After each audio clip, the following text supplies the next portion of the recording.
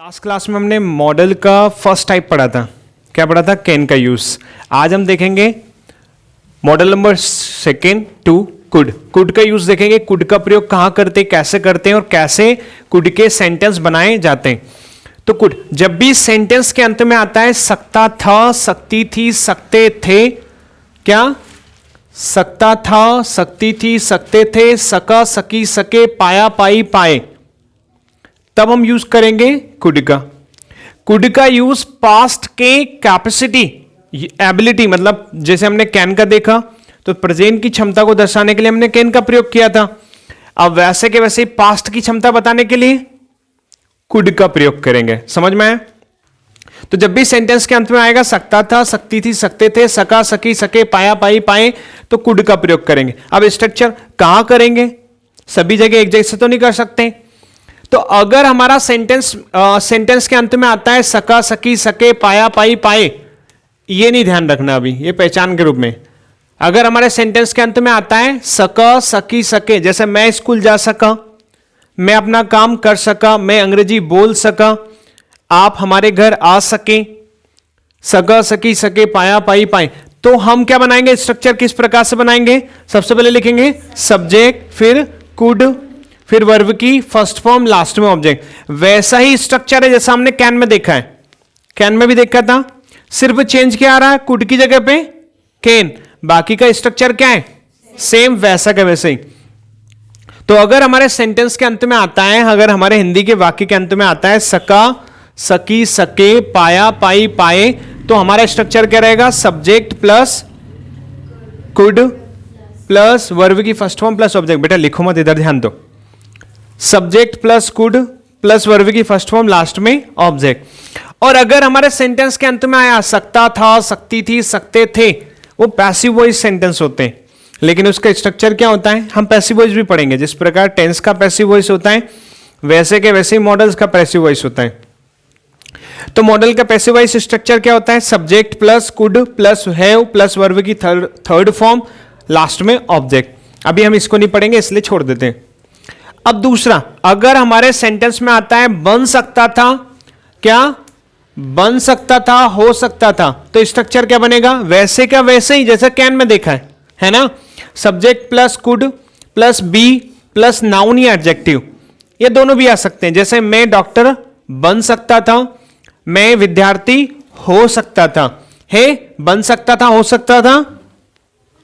तो स्ट्रक्चर ऐसे बनेगा, सबसे पहले लिखेंगे सब्जेक्ट, फिर कुड, फिर बी, फिर नाउन या एडजेक्टिव। नाउन भी हो सकता है, एडजेक्टिव या दोनों भी आ सकते हैं। अगला स्ट्रक्चर, अगर सेंटेंस में आता है पास हो सकता था या पास रख सकता था, पास हो सकता था या पास रख सकता था, तो स्ट्रक्चर क्या बनेगा? Subject plus could plus have plus noun. क्या? Subject plus could plus have plus noun. अब इनके एग्जांपल्स बनाते हैं। स्ट्रक्चर समझ में आए?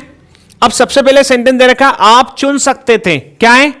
आप चुन सके, सॉरी आप चुन सके, तो आपको क्या बोलेंगे? ये हमारा वर्ब वाला सेंटेंस है, ये वाला, तो सबसे पहले क्या लिखेंगे?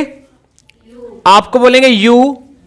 यू हमारा सब्जेक्ट हो गया, यू के बाद आएगा कुड मॉडल, यू कुड।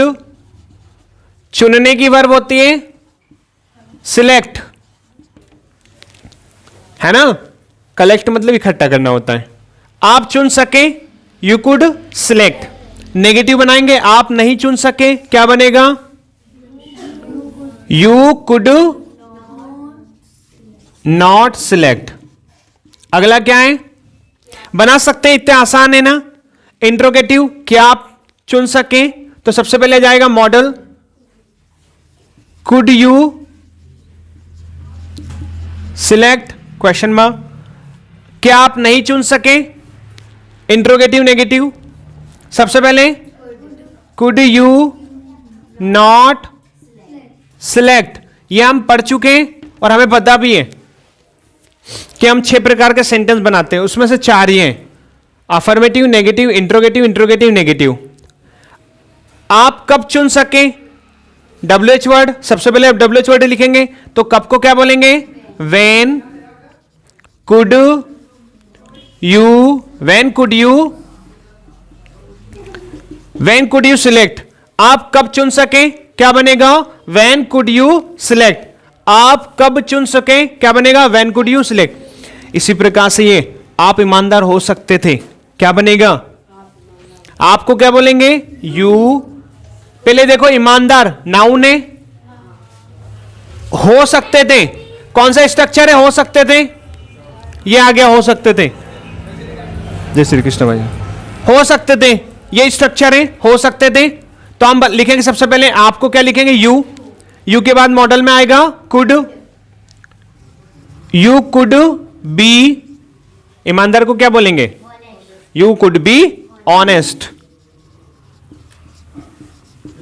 अगला, हम उसे सॉरी आप ईमानदारी रख सकते थे, रख सकते थे पास, आप ईमानदारी पास रख सकते थे, क्या बनेगा, सबसे पहले इस स्ट्रक्चर के अकॉर्डिंग सबसे पहले सब्जेक्ट, तो you could have, you could have, ईमानदारी को क्या बोलेंगे, ऑनेस्टी, ऑनेस्टी, ऑनेस्ट मतलब होता है ईमानदार, ऑनेस्टी मतलब ईमानदारी।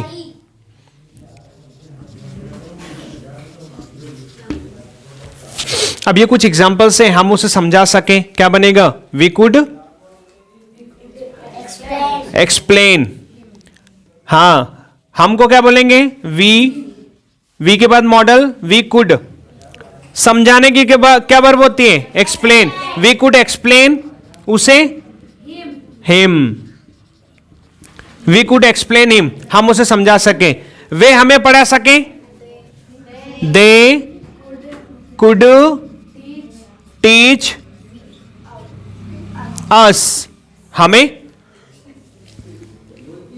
आया समझ में, वे हमें पढ़ा सके, दे कुड टीच हिम। क्या ये सेंटेंस आप बना सकते हो खुद से, 1 2 3 4 5 ये बना सकते हैं हम, ये समझ में आया सभी को। तो इसी प्रकार से हम कुड के सेंटेंस बनाएंगे और इन कुड के सेंटेंसों को बोलकर हम अपनी प्रैक्टिस करेंगे और प्रैक्टिस करके मॉडल्स के सेंटेंस से इजी बनाकर इंग्लिश को बेहतर बनाएंगे। बस इतना सही है, कर सकते हैं, चलो लिख लो।